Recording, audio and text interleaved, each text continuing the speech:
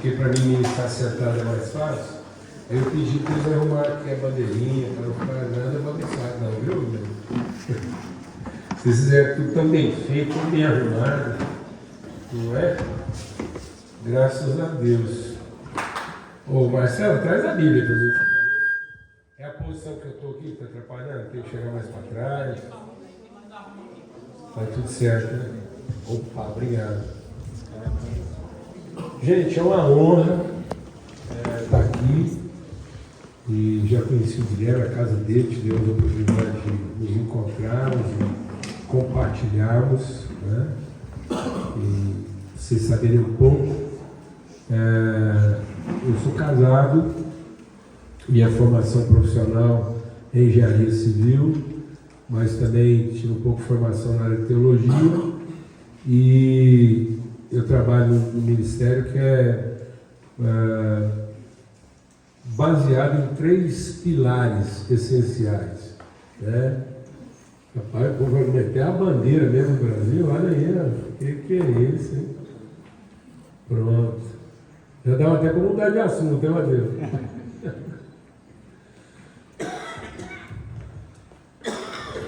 Sim, obrigadão. Pronto, tá vendo? Já ficou arrumadinho. Olha aí. Não é? Não. Legal. Então, e eu sou casado com a Lana, tenho 36 anos, a gente tem 5 filhos, são 4 mulheres e um homem.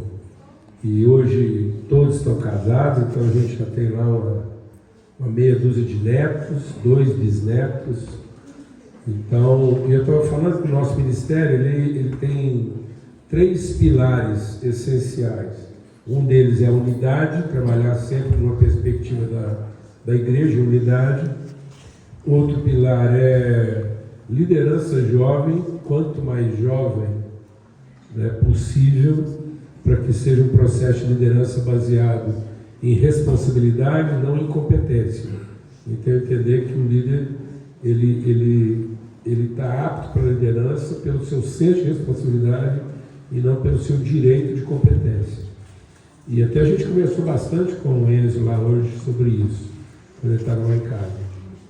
E vocês estão muito bem representados, viu? Pelo Enzo. Menino assim, cara, cabeça, e muito fino, gentil, honrado, dignificou muito a nossa casa, receber da outra. E o terceiro pilar é transformação social, ou seja, uma igreja que assume a responsabilidade da comunidade onde ela está inserida. Quando eu recebi o convite de poder estar aqui com vocês, o que veio no meu coração foi repartir com vocês aquilo que é a palavra mais essencial da minha vida. Traduz assim, minha essência de vida cristã, relação com Deus e com os irmãos. Às vezes as pessoas me perguntam, eu digo o seguinte: se eu tiver a oportunidade de compartilhar uma única vez, uma única palavra, é sobre isso que a gente vai falar. Então, nessa oportunidade eu quero repartir com vocês, não é uma pregação, é um testemunho de fé daquilo que fundamenta a nossa vida e tem fundamentado nossas relações em casa, trabalho, em todas as áreas da nossa vida. A gente vai usar 2 textos.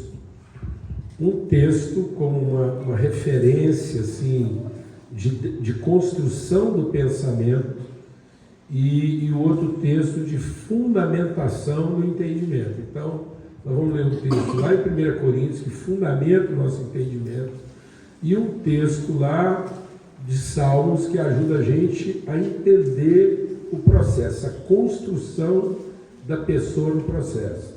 Então a gente vai começar lendo essa parte mais filosófica daquilo que a gente quer compartilhar, que seria a construção da pessoa, lendo um salmo muito conhecido, que é o Salmo 23.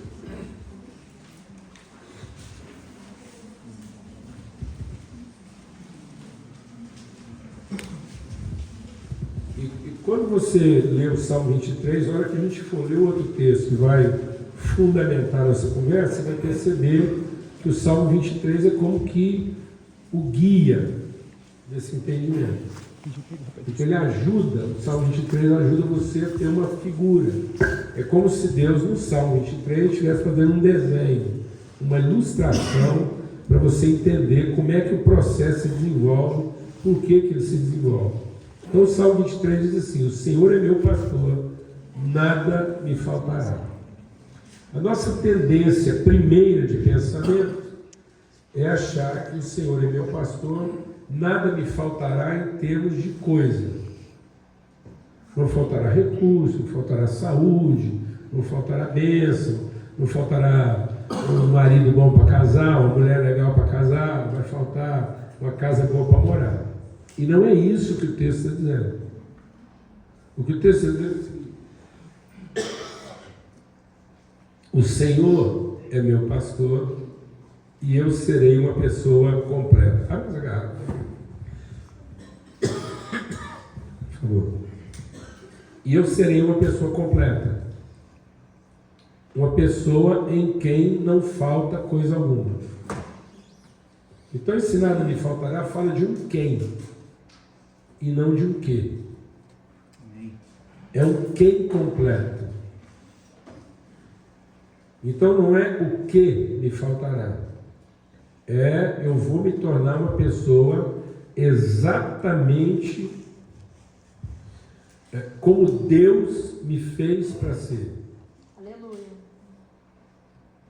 Amém? Aleluia. Então Deus vai trabalhar em mim para que eu passe pelos processos de Deus e ao fim eu me torne a exata expressão de quem Ele é. Porque quando Deus falou que ia nos fazer, Ele diz: vocês vão ser a imagem segundo a semelhança. Por isso nós vamos ser transformados de glória em glória, de fé em fé, graça sobre graça, na perfeita expressão de quem Deus é. Por isso que Cristo é o nosso alfa e o nosso ômega. Ele é o princípio e o fim. Então tudo que está entre o princípio e o fim são os processos que me levarão àquilo que é a semente que Deus plantou, ao fruto que essa semente vai produzir, com todas as suas características, com todas as suas virtudes, e carregando a semente dentro dele. Então eu não só sou um processo bem sucedido como pessoa, como eu carrego em mim a condição própria e genética de reproduzir pessoas iguais a mim. Então é um processo genético, reprodutivo, e não executivo. Então Deus não está trabalhando comigo para que eu tenha tudo que eu quero, ou para que eu faça tudo que eu posso, mas para que eu me torne exatamente quem eu fui feito para ser. Aleluia. Então, se em algum lugar eu não puder fazer o que eu posso, ou não tiver o que eu gostaria de ter, ou eu acho que preciso ter, isso não vai me impedir de me tornar a pessoa que eu fui feito para ser. Amém. Glória a Deus. Amém? Amém. Porque eu sou aquilo que Deus está fazendo entre o princípio e o fim. Amém? Amém.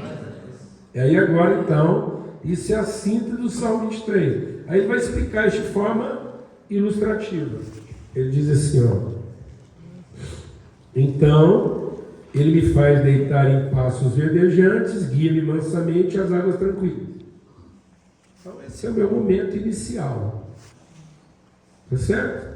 Então, a gente poderia dizer que esse guia-me às águas tranquilas, me faz deitar em pastos verdejantes e refrigera minha alma. Isso seria minha infância.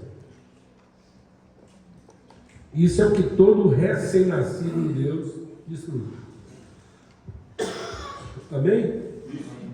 Porque quem é que deita em cima da comida? O bebê. O bebê não tem que sair procurando comida. E nem bebe uma água nervosa. O bebê já acorda ali, está em cima do peito, ele mama. O pasto é sempre fresco e a água é sempre o quê? Tranquila, e a alma dele é consolada.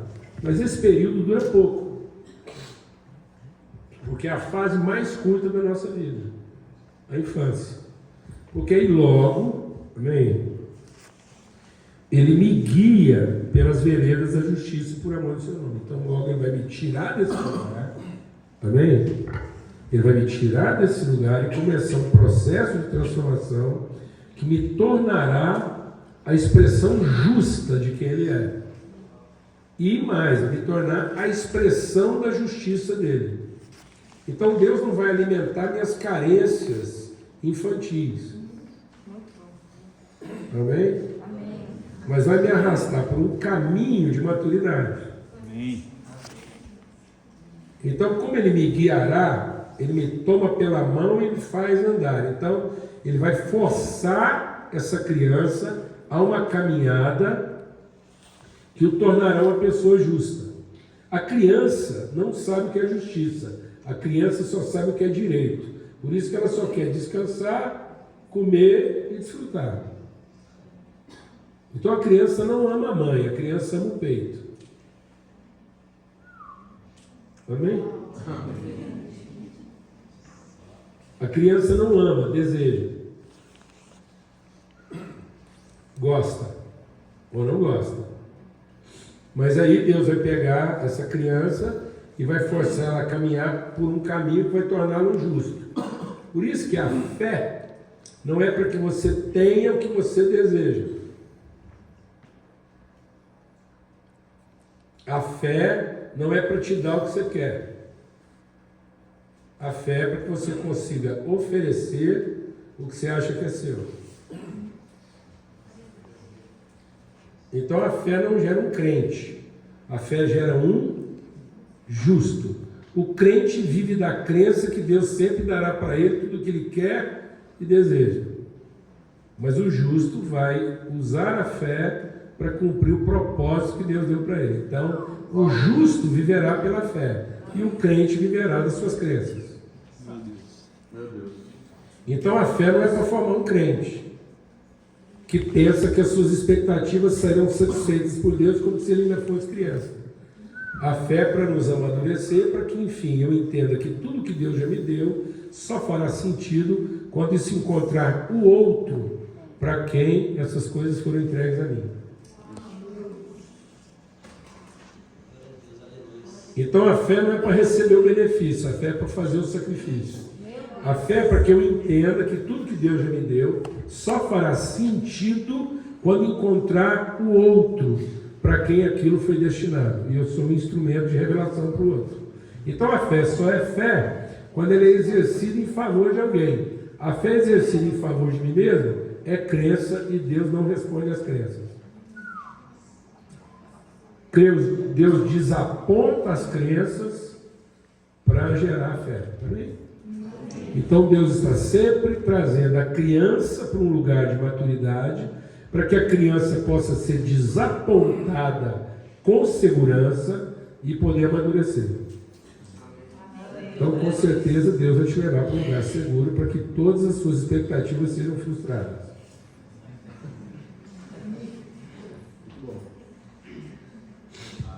Amém? Porque as suas expectativas são fruto das suas crenças. E Deus vai dar tudo que a gente quer e deseja, para que a gente possa agora viver pela fé e entender qual o sentido daquilo que Ele já nos deu. E eu me torno um justo. Então Ele me leva para um caminho de justiça. Consequentemente, esse caminho de justiça vai passar por quê? Ele vai passar por um vale de sombra da morte. Por isso que eu falei que, com certeza, todas as nossas expectativas serão frustradas.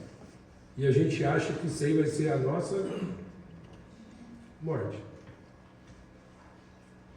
Então, o limite máximo da nossa imaturidade é o medo da morte. A gente só consegue alcançar maturidade para cumprir o propósito quando eu atravesso o limite que me prende a mim mesmo, que é o medo de morrer. O meu sacrifício nunca será completo enquanto eu estiver tentando salvar a mim mesmo. Meu Deus. A fé é a certeza que eu não preciso me ocupar da minha própria salvação, mas eu posso me dedicar à salvação daquele a quem a minha fé foi destinada. Amém? Então tem muita mulher pedindo o marido que ela gostaria de ter. Porque ela é criança. Quando ela for adulta, ela vai orar para ser a mulher que ele precisa. Amém? Tem muito homem querendo a mulher que ele quer. Ele acha que Deus vai dar. Não. Quem vai te dar a mulher que você quer é o capeta. Por isso que muita relação não funciona. Porque Deus não quer te dar a mulher que você quer. Quem quer te dar a mulher que você quer é o capeta, para você se masturbar com ela. Mas se você quiser cumprir um propósito, você vai ter que descobrir a mulher para quem você vai ser o homem que ela precisa para que ela possa conhecer a Deus. E para que isso aconteça, você vai ter que passar um vale aí que você vai achar que vai morrer. Mas é só a sensação. Amém?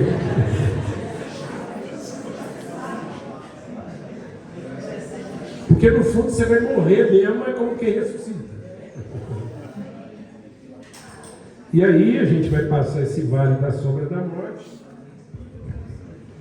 para que finalmente, passando o vale da sombra da morte, eu chegue numa mesa preparada na presença daqueles que pareciam ser meus inimigos.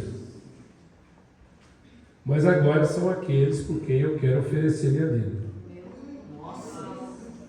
Então, quando a gente é criança, a gente lê o Salmo 23 e pensa assim: bom, então Deus vai preparar uma mesa, vai me pôr sentado nela, meus inimigos vão ficar tudo em pé com fome, e eu vou olhar para todos eles e falar assim: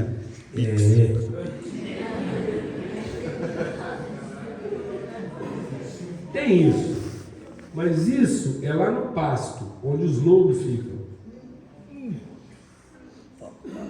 Amém? Essa sensação que você acha que está na mesa, essa já foi. É quando você era criança. Seus inimigos tentaram destruir sua vida, você não tinha nem a consciência da maioria deles, e Deus te guardou do mal. Não é lá na mesa que você vai resolver isso. Depois você tem a sensação que fala: não, é de inimigo, a gente precisa ser inimigo, tem que resolver isso, e perdoar, e tal, ter comunhão. Então senta ali, nós vamos comer. É outro momento. Mas esse momento, na verdade, é quando você estava andando no caminho de justiça para atravessar o vale da morte. Então, amém? É o seu processo de maturidade. Porque lá na mesa mesmo, você vai descobrir que você é o jantar. Aleluia. Vou repetir. Quando finalmente você chegar na mesa que o Senhor preparou, você descobre que você é o jantar. Aleluia. Porque como é que uma ovelha chega na mesa? Quando ela vira o quê? Cordeiro. Gente, eu não tenho problema com gato preto cruzando a estrada. Então estou de boa, tá bom? Quem entendeu o que eu estou falando aqui? Porque às vezes eu penso que eu vou sentar na mesa para que Deus me sirva na presença dos inimigos. Mas Deus vai me colocar na mesa para que eu seja servido. Aleluia! Porque agora não me falta nada. Eu não estou fazendo nada em favor de mim mesmo. Amém? Então é assim que a ovelha cumpre o seu propósito. Quando finalmente ela se torna o quê? Cordeiro. E como Cristo é princípio, Ele é o cordeiro antes da fundação do mundo. Então eu fui gerado cordeiro, eu fui gerado ovelha, mas com o propósito de ser o quê? Cordeiro. Porque Deus não tem filho ovelhas. Deus só tem filho cordeiro. Porque todos os filhos de Deus chamam Cristo, aquele que foi oferecido em favor de seus irmãos. Aleluia. Então está vendo como é que o Salmo 23 é uma preparatória? Aí se você for olhar para a vida de Jesus,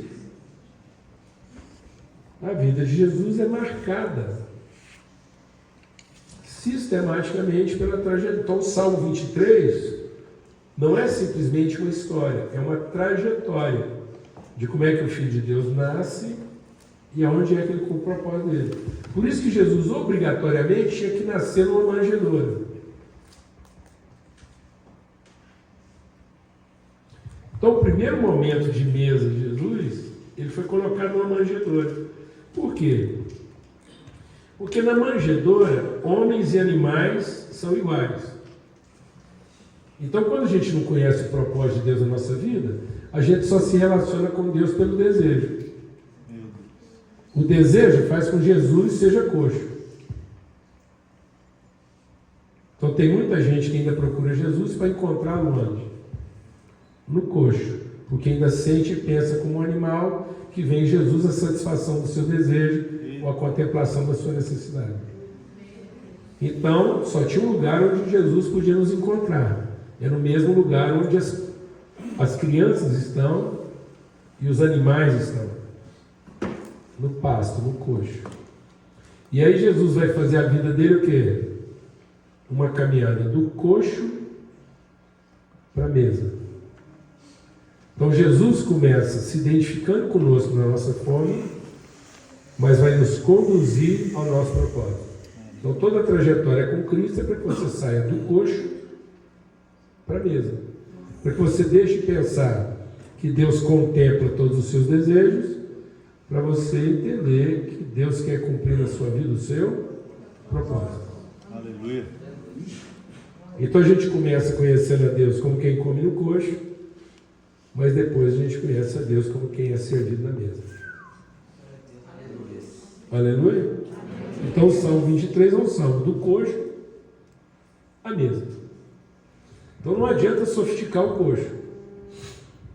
Não adianta o tipo de comida que você põe no coxo se você continua comendo no coxo. Então tem muito coxo sofisticado por aí. Tem muita gente tentando sofisticar o coxo, achando que isso é o quê? O propósito. E aí a gente envelhece na nossa infantilidade. Então tem muita gente envelhecendo a sua infância. E o que é um dos sinais que eu envelheci na infância? A sofisticação do coxo. Então, às vezes, antigamente, uma coisa mais simples me satisfazia. Agora eu preciso de coisas o quê? Mais sofisticadas para satisfazer a minha necessidade. Mas continua sendo o quê? Coxo. Continua sendo comida no pasto. Então tem gente que mudou o tipo do capim, mas continua comendo no pasto. Então o Evangelho é para me levar do pasto para a mesa. Amém? Amém. Então, agora vamos lá para 1 Coríntios 11. Então, a partir do momento que a gente viu a cena, agora a gente vai entender o que nós vamos fazer aqui.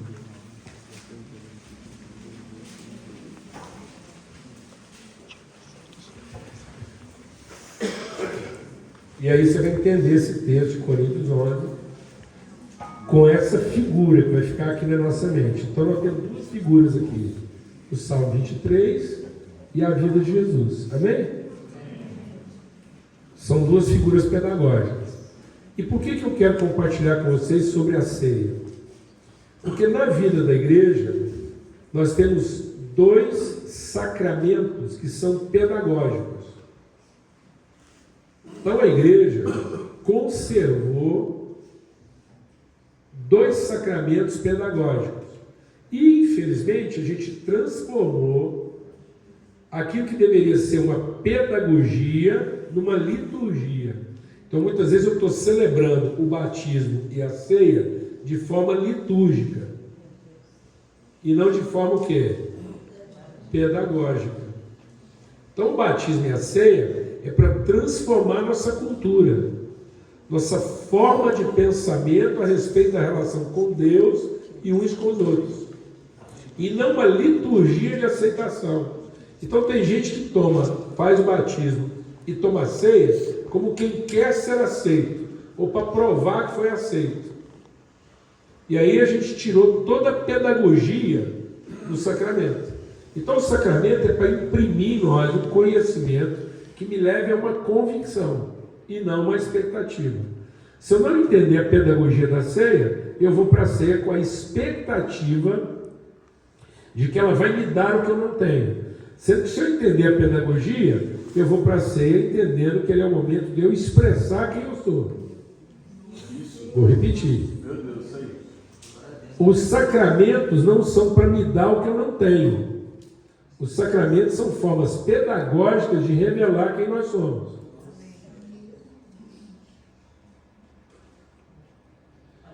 Então, os sacramentos nunca estiveram relacionados a mérito e obra. E, no entanto, a ceia hoje foi reduzida a uma relação de direito. Então, quando o pastor fala solenemente lá, agora, portanto, examine cada um a si mesmo, e assim coma do pão e beba do cálice, porque quem comer do pão e beber do cálice indignamente comeu condenação. Mas o que Paulo chama de indignamente, como nós vamos ler aqui? É aquele que come e bebe sem discernir o corpo, mas não é pensando assim, eu lembro de mim. Então, vou falar para você como é que eu ficava na igreja dia de ceia. Eu sou filho de presbítero, chapa quente lá. Então, na ceia, as igrejas mais tradicionais tudo ficavam olhando para a gente. Falavam, agora não vamos ver se esse menino está em pecado ou não. Você tem coragem de pôr a mão no sagrado.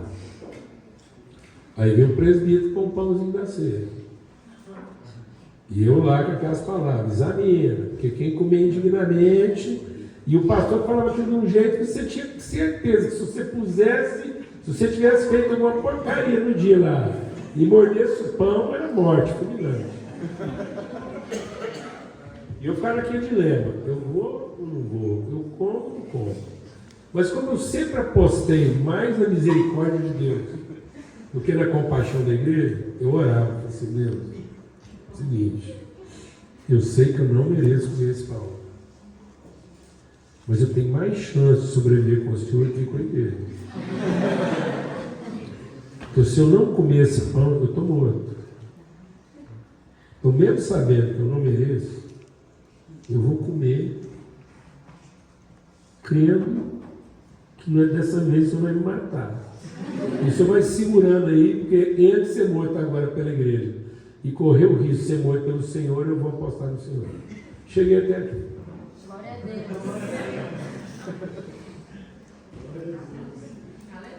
Com a culpa de estar achando que eu estava mentindo para a igreja. Você vê o que é isso na cabeça da gente. Então, quando você tira o aspecto pedagógico do sacramento, você transforma todo cristão num hipócrita, porque ele começa a achar que é o rito que salva ele. E no rito ele mente.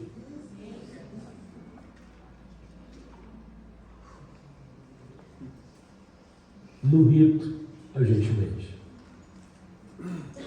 Porque todo mundo mente para ser aceito. Amém, irmão? É difícil isso. Mas está aí. Então é a pedagogia. É para a gente, cada vez que você celebra o sacramento, a gente ir conhecendo melhor que tipo de gente Deus nos fez para ser. Amém. E não o que a gente tem que fazer para merecer algum tipo de favor de Deus. A liturgia pretende o mérito de Deus, a recompensa de Deus pelo rito. A pedagogia nos transforma numa expressão cada vez melhor de quem Ele é. Porque é o seguinte, quando finalmente alguém acha que tem o direito de comer Jesus, porque mereceu, come todo mundo. Quem come Jesus, come o resto. Come os amigos, come a esposa, come o marido, come os filhos.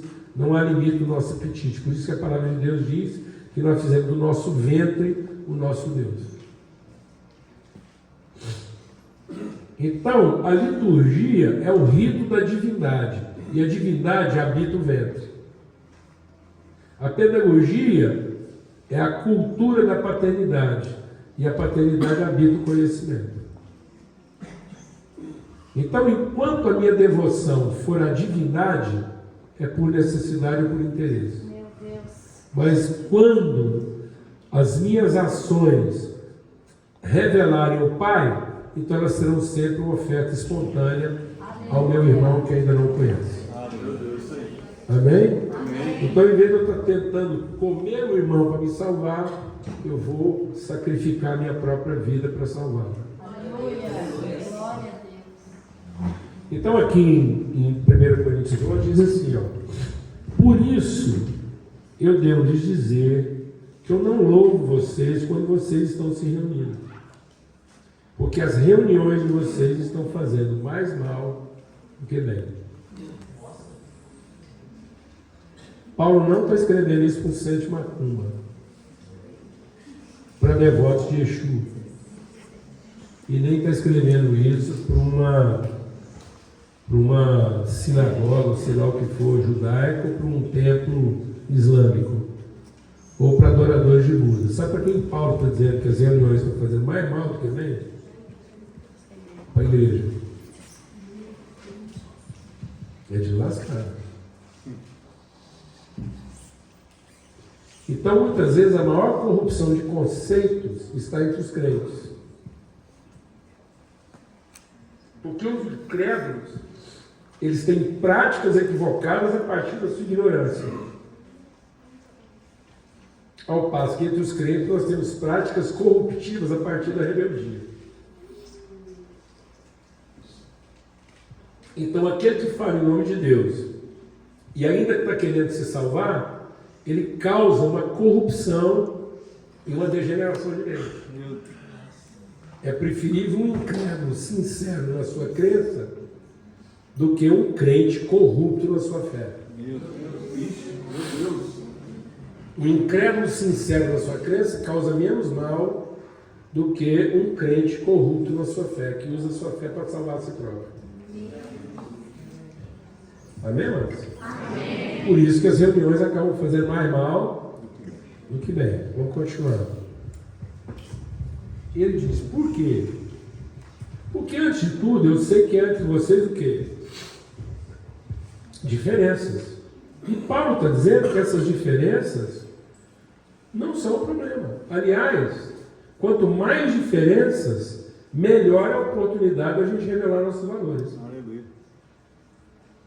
Então a igreja muitas vezes está fazendo um esforço de igualdade, sendo que a igreja deveria fazer um esforço de justiça. E a justiça só se revelaria nas diferenças.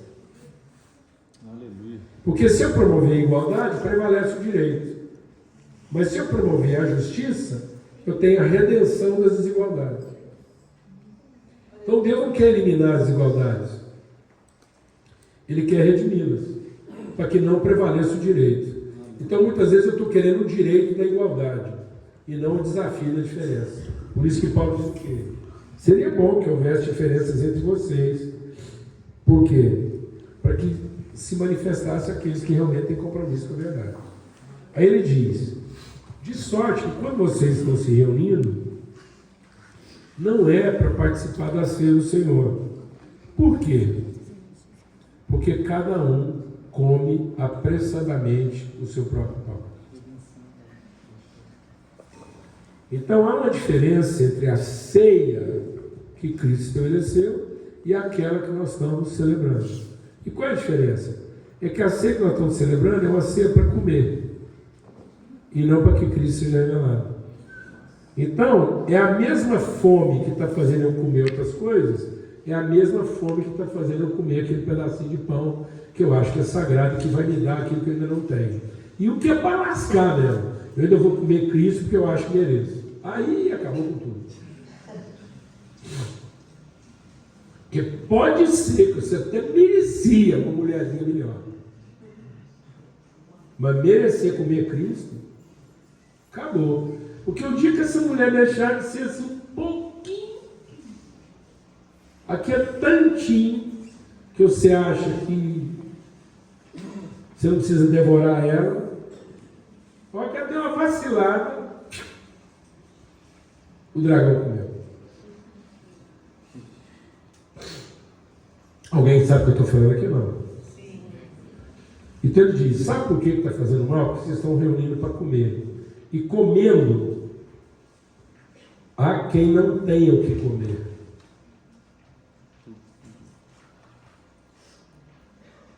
Sabe por que o mundo está vivendo fome? Em todos os aspectos. Porque os filhos de Deus estão comendo além do que precisa. Nós estamos mais ocupados em nos salvar, assumindo o direito do que nós podemos ter, do que em compartilhar daquilo que nós já temos.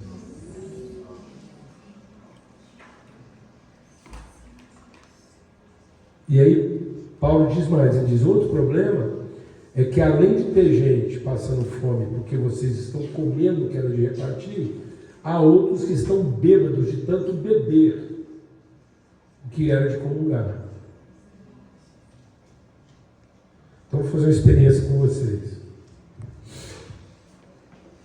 Quando eu leio aquele versículo, alguém aqui já conhece. Enchei-vos do Espírito. Quem já ouviu esse versículo? Enchei-vos do Espírito. Então eu vou falar o versículo. E você vai falar qual a imagem que se forma na sua cabeça.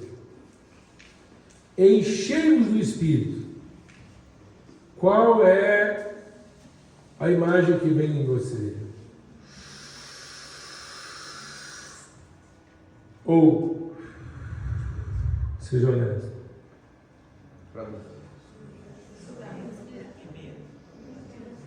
Quando se vem cheio, você está pensando em encher quem? Então você é um vazio querendo ser cheio. Por que a sequência do versículo faz assim com a boquinha? Falando. Porque não é encham-se, é encham uns aos outros. Então o enchendo de Deus não é como uma vasilha vazia que quer ser cheia. É um encher-vos como uma fonte que quer transbordar. Aleluia!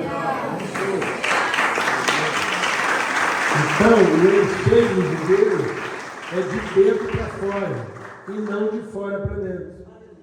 Então enchei-vos como quem transborda e não como quem não se sacia. Por que está essa desgraceira no mundo? Porque a igreja reúne igual um aspirador e chupa todo o espírito da cidade.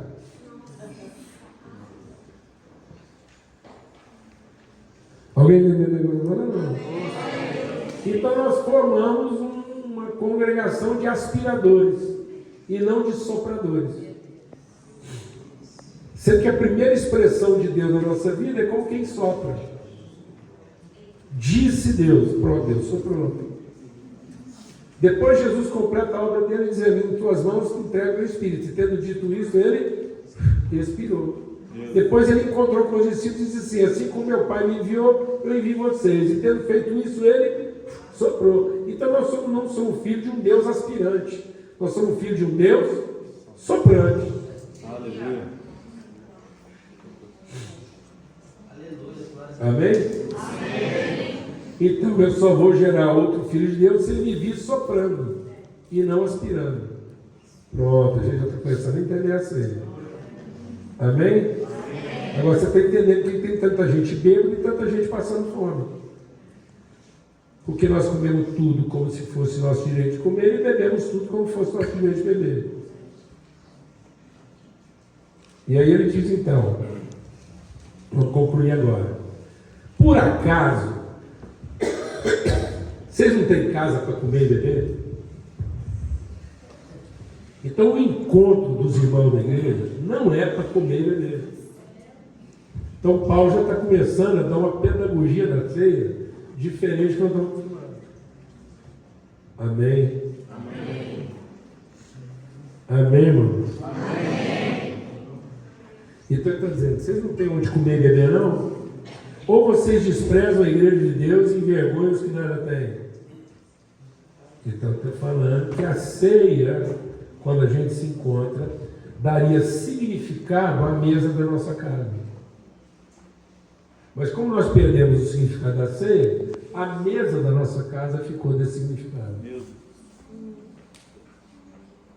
Por isso que Jesus diz assim, a mão daquele que me trai não está no bolso. Jesus não foi traído porque Judas roubava o dinheiro dele. Jesus diz, a mão daquele que me trai está comigo no prato. Então Jesus está sendo traído aonde? Na mesa. É na mesa que Cristo está dessignificado. Porque nós fizemos da mesa um lugar para comer e não para repartir.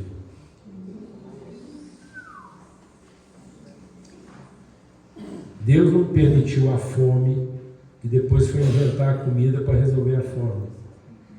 Deus criou a comida e depois permitiu a fome. Porque a fome não é para ser resolvida, é só para promover o encontro.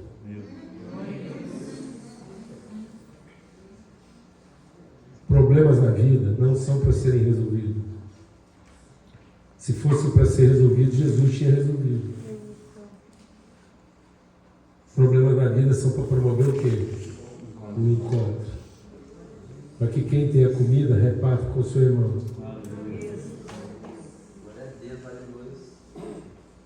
Então a comida não é para resolver a fome. A comida é só para fazer justiça no encontro. Então um crente pode passar a vergonha de não ter o que comer, mas nunca vai passar a vergonha de não ter o que repartir. Porque não ter o que comer não é vergonha.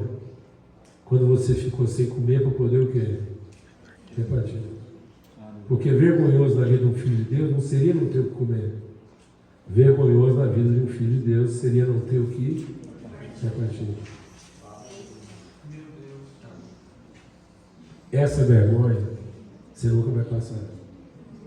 E não ter o que comer não será vergonha quando você repartir. Qual a alegria de um pai, Guilherme? É comer antes dos filhos? Ou às vezes ficar sem comer para ver que todos os filhos já comeram? Então quando você fica sem comer porque você viu todos os filhos comendo, você já ficou satisfeito. E aí? Então a pessoa madura é que ela se liberta da necessidade infantil de ter o que comer para a condição madura de saber repartir antes de comer.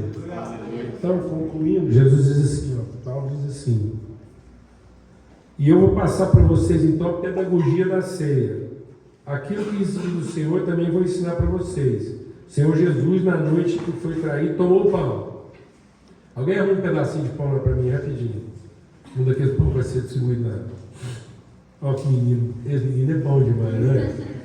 Rapaz, esse menino abençoe a casa. Conheço. Então Jesus tomou o pão e deu graças. E partiu. Então preste atenção no rito pedagógico da ceia. Jesus tomou o pão e deu graças. Se ele deu graças, é porque não é direito. Não é posse. Não foi meu dinheiro que comprou. Eu não estou repartindo o meu pão. Eu estou repartindo o nosso. Deus não me entregou o que é meu para que eu reparta. Deus me entregou a responsabilidade de repartir o que é nosso. Por isso que quando eu vou orar é Pai Nosso e Pão Nosso. Porque é Pai Nosso, Pão Nosso e pecado nosso. Mas tem gente que acha que é Pai meu, Pão meu e pecado seu. Não, mas é Pai Nosso, e é Pão Nosso, e é pecado nosso. E qual seria a tentação para eu poder cair? É achar que o Pai é meu, o Pão é meu e o pecado é seu. Então não nos deixa cair na tentação de que o Pai é meu, o Pão é meu e o pecado é seu. Mas o Pão é nosso, o Pai é nosso, o pecado é nosso. E a gente resolve isso onde? Na mesa. Aleluia! Então ele dá graças porque ele discerne o corpo. Porque sem discernir o corpo eu estou comendo maldição. Então o pão poderia ser bênção, passa a ser maldição. Porque eu estou comendo um pão meu achando que é Deus meu. Não existe Pai meu, mas existe Deus meu. Meu Deus. E quando a sua relação for com a divindade, é Deus meu. Por isso que a cruz é a ruptura na vida do próprio Jesus entre o Deus meu e o Pai nosso. Porque Jesus declara na cruz lá: Deus meu, por que me desamparaste? Meu Pai, nas tuas mãos entrego o meu Espírito. Aleluia. Eu entrego o meu Espírito, o Senhor dá para quem? Para meus irmãos. Aleluia. Então, se eu não fizer a ruptura da divindade para a paternidade, eu vou continuar sendo devoto do Deus meu, achando que Ele vai me dar o que me falta. Mas só o Pai Nosso vai me transformar em quem eu posso ser. Então, a maturidade é se despedir de Deus meu para conhecer Pai Nosso. Glória a Deus. Divindade sobre nós. Estamos aqui. É se libertar da devoção da divindade para encontrar a vontade da paternidade. Aleluia. Porque foi a vontade do Pai, usando o poder de Deus, que criou todas as coisas. Deus. Então, o Pai, sendo Deus, usou sua divindade para fazer a vontade do Pai. Então, Deus nunca quis ser louvado como Deus. Ele sempre quis ser conhecido como Pai. Aleluia. E aonde é que ele vai ser conhecido como Pai? Família. Aleluia. Espírito Santo de Deus. Porque enquanto ele for Deus meu, essa mesa é de inimigos. Mas na hora que ele for Pai nosso, essa mesa é de irmãos.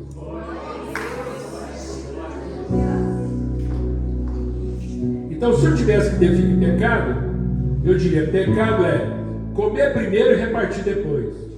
Porque Eva, tendo comido, repartiu. Vou repetir. Sabe como é que a Bíblia define pecado? Comer primeiro e repartir depois. Porque a Eva, tendo comido, repartiu. E o que é santidade? Dar graças, repartir e depois comer. Então Jesus ensinou que a santidade está em dar graças e repartir. E aí Paulo diz: e tendo repartido, disse: agora vocês vão comer. Porque esse corpo é partido por amor de vocês. Então a ceia não era para aprender a comer e nem para ter direito de comer. Isso, um macaco nasce sabendo. Coxo reúne gente e macacos. Qualquer animal nasce sabendo comer. Não precisa ser ensinado. Então a ceia é para nos ensinar o que é amado. Por isso que os discípulos no caminho de Emaús estavam cegos. Nem Jesus ressurreto pregando para eles abriu os olhos dele. E olha que o culto foi pentecostal, porque eles falaram assim: e não é que enquanto ele pregava nosso coração pegava fogo? Lógico, era um culto com Jesus ressurreto pregando para os caras, mas nem a pregação de Jesus ressurreto abriu os olhos dele. Quando é que os olhos deles foram abertos? Jesus sentou na mesa, deu graças, partiu o pão, os olhos deles foram abertos. Jesus nem ficou para comer. Jesus nem ficou para comer. Porque a ceia não é comer, Aleluia. é repartir. E o que vai abrir os olhos do meu irmão? É ver eu, crente, rezando, porque a minha reza e a minha crença me deu o direito de comer na frente dos incrédulos. A minha divindade garante a minha comida. Isso vai transformar o coração do meu irmão? Não. Só que dia que o coração da cidade vai ser transformado? O dia que a cidade vê a gente repartindo antes de comer. Nem a pregação mais pentecostal vai abrir os olhos da cidade. Oh, Espírito Santo. Enquanto for nossa exibição do direito crente de comer. E não a responsabilidade espiritual de repartir. Nós temos que parar de exercer o nosso direito crente de comer e assumir nossa responsabilidade madura de repartir. Amém. E aí Paulo diz assim: qualquer que comer desse pão ou beber indignamente será culpado do corpo e do sangue. Então examine e assim come esse pão e beba do cálice, porque quem come e bebe indignamente come e bebe para a sua própria condenação. Não discernindo o quê? O direito do pão? Não. Quando é que eu estou comendo e bebendo com moderação? Quando eu estou comendo sem discernir o corpo. Por causa disso, há tantos entre vós, fracos, doentes e moribundos. Sabe onde é que está a causa de toda forma de patologia espiritual? Sabe por que tem gente fraca espiritualmente, doente espiritualmente e fracassando espiritualmente?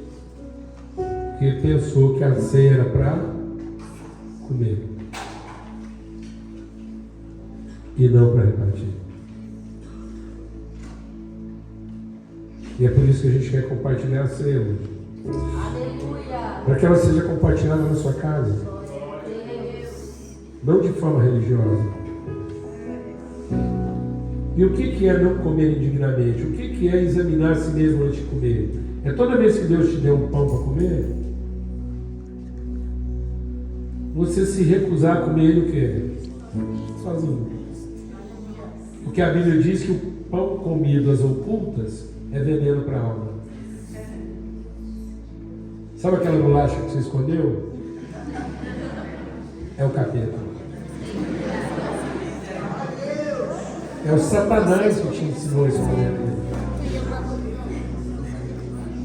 Sabe aquele lugar secreto que você tem no seu coração e diz assim: eu já ofereci demais para as pessoas, agora chega.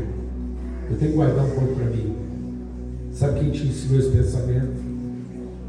Satanás em pessoa. Sabe qual é a palavra-chave que Jesus usa para saber se é o Espírito Santo ou o diabo que está falando com ele? Toda vez que um pensamento começa com poupa-te, Jesus sabe que é Satanás, ainda que seja em nome de Deus.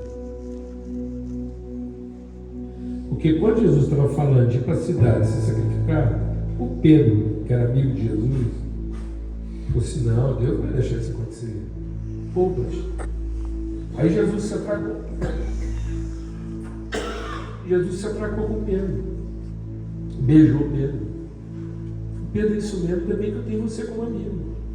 Onde é que eu estava com a cabeça? Eu novo, 33 anos, uma palavra igual essa que eu tenho, poder descer anjo do céu, converter até o Pôncio Pilatos, fazer o Herodes me aqui arrastando igual um cachorro. Eu vou fazer um cultão aqui, vou acabar com essa bagaceira toda. Você está certo, Pedro? Que cruz que é, pai? Vamos descer fogo aqui, pôr para derreter. Nós vamos fazer. Se Jesus marca um culto, em vez de marcar uma cruz, estava vivo até hoje. Pensa Jesus naquela sexta-feira que nós marcamos um culto. Os anjos cantando, os demônios tudo gemendo, Satanás rolando no chão, o Pôncio Pilatos convertendo. Barrabás, impedido.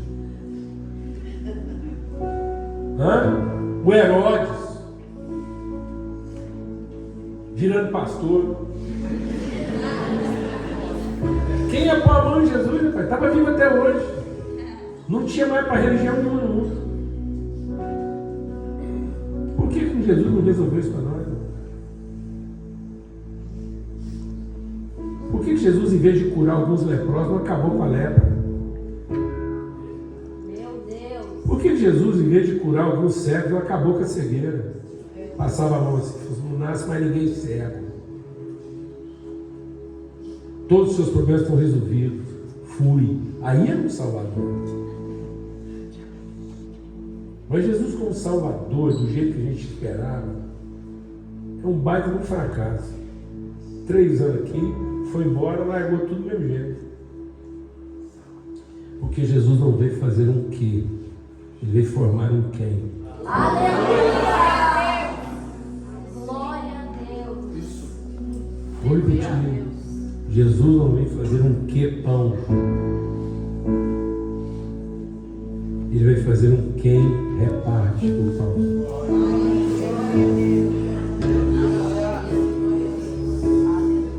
Amém, mano? Jesus não é resposta para a nossa fome. Jesus veio fazer a gente ser resposta para o nosso irmão. Amém? Glória a Deus. Ponto. Então é isso. que nós podemos fazer isso em casa, com os amigos. Eu posso fazer isso com... Não vai fazer isso de maneira sagrada, um sinal da cruz em cima, não. Você pode fazer isso com o seu hambúrguer às 5 horas da tarde.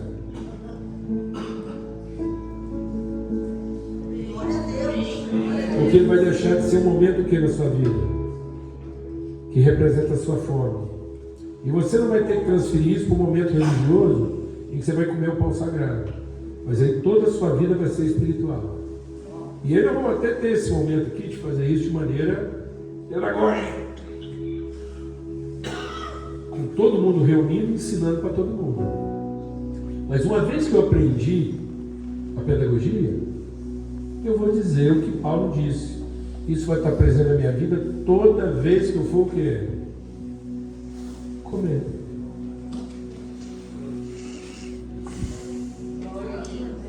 Amém? Amém. Porque aí não vai ser Santa Ceia toda vez que eu... Mas aí, toda ceia vai ser santa.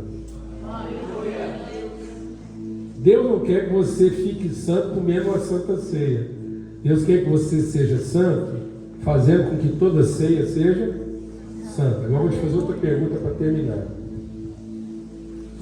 Seja honesto. Quem tem aqui mais de 3 anos de crente?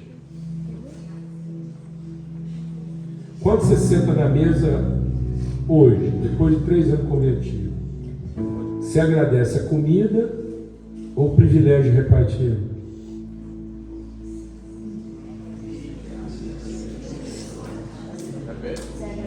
Vou perguntar. Você conhece Jesus há pelo menos 3 anos. Quando você vai dar graças, você agradece a comida ou o privilégio de repartir? Então a gente ainda está orando como que é? Como criança. Porque criança que agradece a comida. Adultos agradecem o privilégio de repartir. Meu Deus.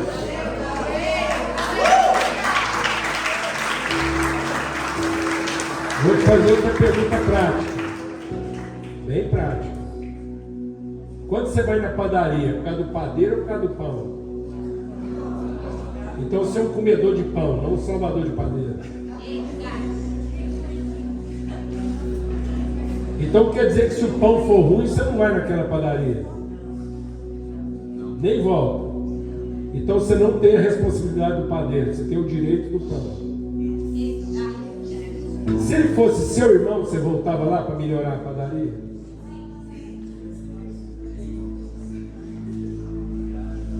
Você falava para todo mundo que a padaria não presta? Vou repetir, porque às vezes você não entendeu.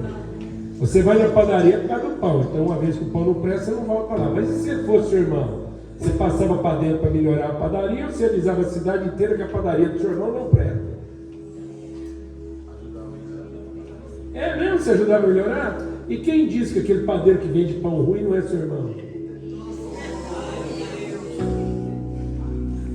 E quem disse que o pão dele talvez não seja ruim porque o irmão que poderia ajudar ele a melhorar a padaria não assume a responsabilidade, mas preserva o direito?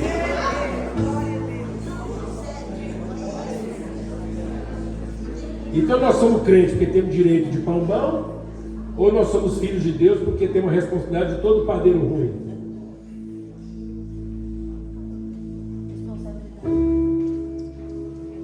Vou perguntar de novo. Nós somos crentes, por isso nós temos direito a uma padaria boa, ou nós somos filhos de Deus e por isso nós temos a responsabilidade de todo padeiro ruim? Pronto? Então até quando nós vamos continuar sendo o quê? Criança. Última pergunta. Se a gente pintasse um quadro aqui com Jesus curando o enfermo, imagina a cena aqui, Jesus curando o enfermo. Quem é você no quadro? O enfermo sendo curado ou Jesus curando o enfermo?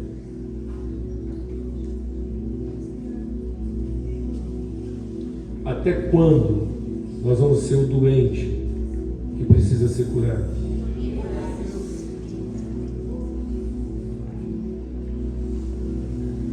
Até Até quando a doença será a nossa inspiração e a nossa identificação? Meu Deus. Até quando nós estaremos identificados com a fome e não com o pão? Nós não somos mais a certeza de fome, nós somos a certeza de pão. Nós não somos mais a certeza de sede, nós somos a certeza de água. Vamos ter uma palavra de oração. E assim, a hora que a gente receber o pão, aí você não vai comer sem antes repartir. Como a gente sabe que existe o risco da contaminação, mas também está todo mundo sem máscara, vai pegar na mão, vai rolar uns abraços.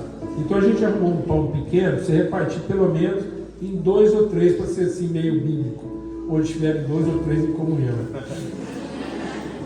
Mas só para você entender que o privilégio da ceia não é o direito de comer o pão, mas é o privilégio de repartir. Então você vai pegar o pão para repartir com alguém. E aí eu queria colocar um desafio maior. Posso forçar um pouquinho o tempo aqui? Não vai demorar muito. É só forçar. Obrigado. Um desafio maior. A hora que você repartir o pão com alguém, você pode sair do seu lugar. Às vezes você está vendo alguém aqui e você fala, gente, está aí, ó, uma pessoa com quem eu queria repartir meu pão. Aí você vai sair do seu lugar e você vai falar com Deus. Deus, coloca na minha boca. Porque a palavra de Deus diz que quando você abrir sua boca, o Espírito encherá. E já que pão é palavra, é alimento, eu quero abençoar essa pessoa, então coloca na minha boca, só para mim ter um exercício de fé. Só para você ter um exercício de fé. Rompeu a barreira.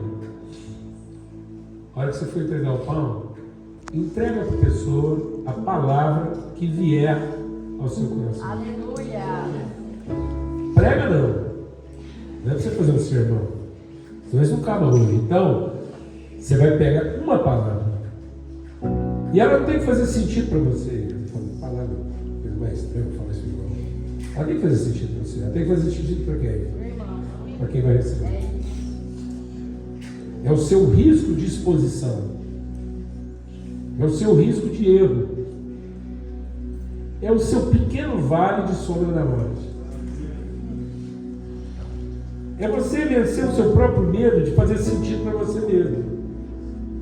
Para poder assumir a ousadia de fazer sentido para o outro. Não é o que você quer dizer. É o que o outro precisa ouvir.